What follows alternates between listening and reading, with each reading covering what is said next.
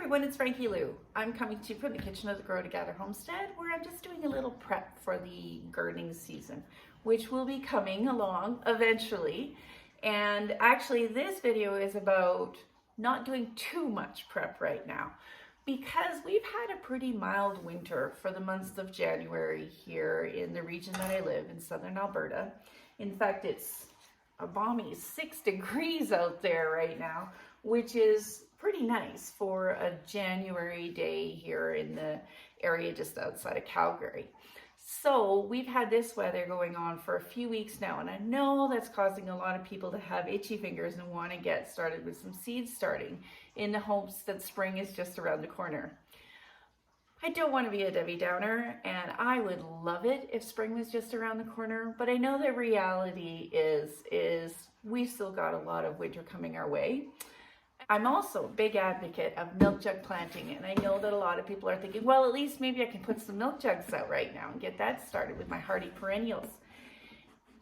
In this region that I live here in Southern Alberta, where we face Chinooks, I wouldn't recommend it right now.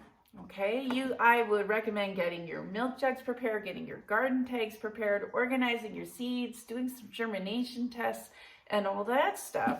But I wouldn't recommend putting your milk jugs out in the snow right now, even with hardy perennials. Because we do live in this region here, just in Southern Alberta, where we face those Chinook winds, we do have such dramatic, erratic temperature changes.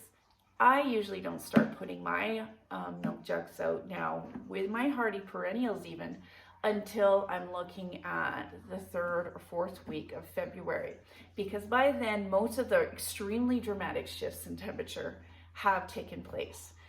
So I want to explain this because I have had so many questions on our Facebook group for Wintersowing on the Prairies about this. And if you live somewhere, say in Saskatchewan or Manitoba, and you're also zone 3 like myself, go ahead and put your milk jugs out now with your hardy perennials. I would still wait quite a while, maybe until March and April to start doing your more tender stuff, but you could put out your hardy perennials.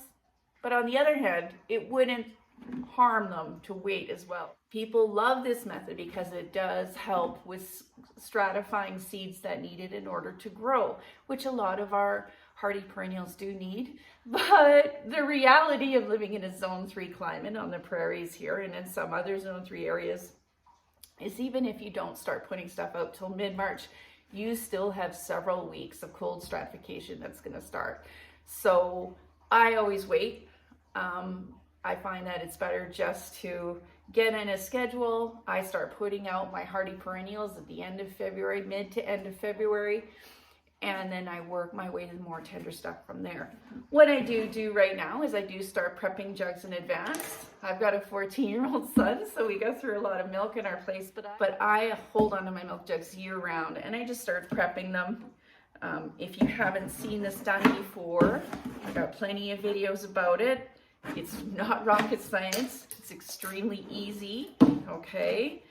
You want to make sure the number one thing you want to do is that you're poking lots of drainage holes in the bottom of your jug. When I have had jugs fail, this is the main reason it's failed, is because I'm too distracted and forget to do the holes in the bottom, and then my jugs become waterlogged, because good drainage is kind of the most important thing that we worry about here. I will be posting other videos as I go along and actually start putting stuff out, but there's no reason why you couldn't do some of your prep now so that it's less daunting when it is time to open these up and put soil in it. I wouldn't put any soil in your jugs right now because it is best to use a really, really nicely moistened soil. And if you were to put moist soil in here now, that's going to be too dry to really grow anything in by the time planting does come along. So I wouldn't put soil in there quite yet. You might want to go out and buy some soil now. I get asked all the time, what's my favorite soil? I've been doing this for several years now, and honestly, the soil that I like the best for this purpose is definitely the Pro Mix Organic Herb and Veggie Mix. There's just the right amount of fertilizer. I know that conventional wisdom is that you don't want to have any fertilizer in your seed starting mix, and that's true. You certainly don't want to have too much fertilizer, But the reality is these seedlings that you're growing in these milk jugs are going to be there for a while before they go into the ground. They are going to be needing something to sustain them. And I find that ProMix Organic Herb and Veggie Blend has just the right amount of fertilizer to sustain those plants and not be too heavy to hinder germination. Okay, so that's one of my recommendations. Another thing that you could be doing to help prep right now, I've got my little jug here ready to go. And a common issue with milk jug planting is that when you label them, most pens, most of your writing will start to disappear once they're exposed to the elements.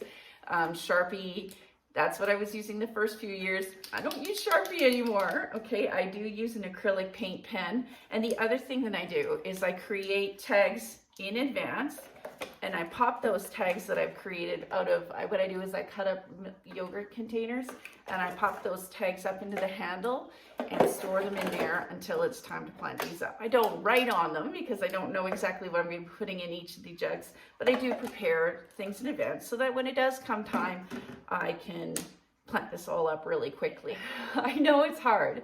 I just got off the phone with my sister who lives on Vancouver Island in Zone 8, and yeah, she's actually putting seeds out today in her greenhouse.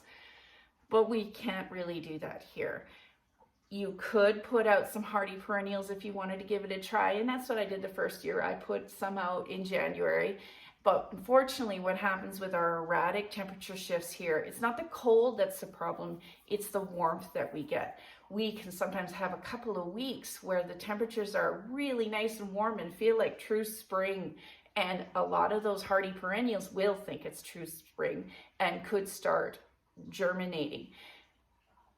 When we then get the subsequent drop back down to more seasonal temperatures, minus 20, and it'll happen, those germinated seedlings will often not make it. If you do live in this region, you might notice that you do lose some hardy perennials every year. And that is one of the hardships of living in this Chinook things. We also have a much higher tree die-off than a lot of areas because our trees will start sprouting out leaves and then another snowstorm comes and knocks off a bunch of branches. I hope that's not too much of a downer. I would much rather have you have success for your first year by waiting just a little bit longer, and then we can all have fun planting together in a few weeks. This is such an amazing method, and over the years I have adapted using Wintersowing for growing almost everything that I grow here outside in the garden on the homestead. So I really want you to have that success and maybe learn from some of the mistakes I made when I first started.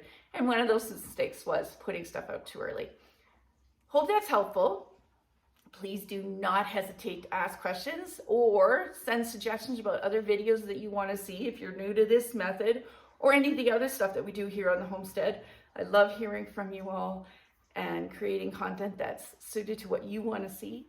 And as always, I hope you take this chance to grow together today. Have a good one.